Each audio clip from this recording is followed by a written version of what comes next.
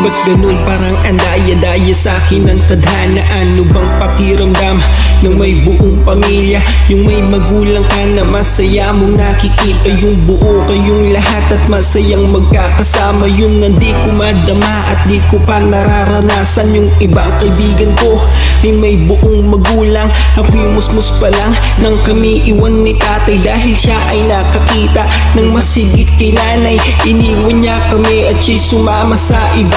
Lumaki ako't namulat sa mundong walang ama. Sobrang sakit sa'kin ito, lagi kong nadarama. Sa mga kaibigan ko, ako lang ang naiiba. Sila'y kumpleto, may mga magulang na gumagabay. May pamilya na buo at puno ng pagmamahal. Kaya ako'y nagtatanong, bakit ang daya ng mundo? Bakit ako'y naiiba na may pamilyang di buo? Ba't ganun?